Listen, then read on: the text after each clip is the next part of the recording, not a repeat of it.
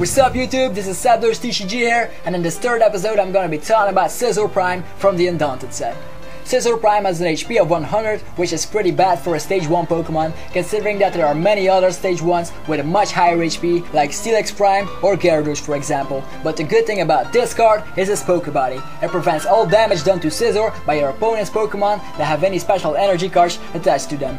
This is a great Pokebody to have if you're dealing with decks that use an awful lot of special energy cards, like Double Colorless, Rainbow, Special Darkness, Special Metal, Rescue Energy, and many more. So yeah, a Pokebody like that really comes in handy, because when an energy card is attached to a Pokemon, it can only be removed by certain methods. The first one is to have a trainer called Super Scoop Up or Energy Switch in your hand. The second method is to have a Pokemon with a Pokepower, Pokebody, or an attack that lets you move energies around, like Shaman from Unleashed for example. And lastly, by retreating or when your Pokemon is knocked out. The chance that your opponent can use one of the first two methods is slim, so they're probably gonna have to use the last method when a Pokemon is active and has any special energy cards attached to it, meaning retreating and discarding his special energy cards that way. Or he could just leave that Pokemon be and let him be knocked out.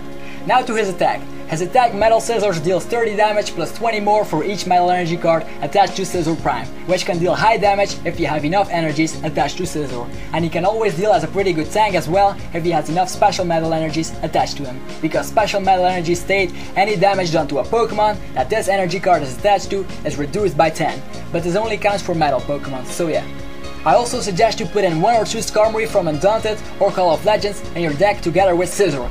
They could be really great if you happen to start with them, so you can set up your Scizors on the bench with special metal energies or basic ones really quick. Then after a turn or two you can evolve those Scizors and go on the attack. Now you may think that sniping decks are the main weakness right now, but if we put in some Chuckles and a Klinklang, that won't be any problem. So we have the promo Chuckle that provides as a built-in Drow, and the other one from her Gold Soul Silver that provides as a protector of our energies. So let me make it a little bit more clear. If we have a Chuckle from her Gold Soul Silver in play and our opening move is Skarmory, I suggest giving as many energies to Chuckle, but only if you're up against sniping Pokemon. Chuckle will protect all those metal energies, and once you have Klinklang out, you can give all those metal energies to Scizor Prime. The other Chuckle is also very good. If you don't have any good cards in your hand, you can give an energy card to Chuckle, and due to his Pokebody, you can draw a card. And with Skarmory's first attack, you can give another metal energy to Chuckle, so that would give you 2 extra cards, which is great if you don't have any Scizor or Klinklang out yet. And Klinklang himself can deal some heavy damage as well. For a metal energy and a double colorless energy, you can deal a maximum of 160 damage, which is massive, but it's a coin-based attack.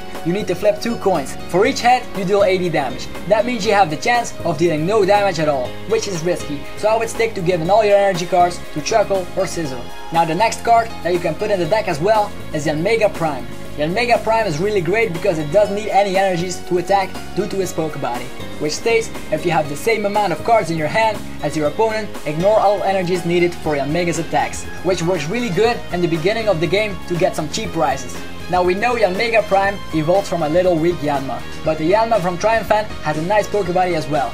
It has a free retreat as long as it doesn't have any energy cards attached to him, and in our case that will be all of the time.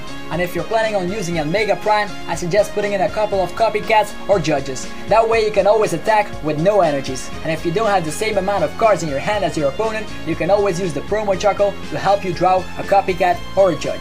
The only thing that may keep this deck down is if you're up against another Scizor Prime. And if you don't have Klinklang out, you can't attack the other Scizor if you have any special metal energies attached to yours, which can be a bummer. So I would put in at least 2 Klinklangs in the deck, combined with 2 rare candies to make sure you at least have 1 out each game.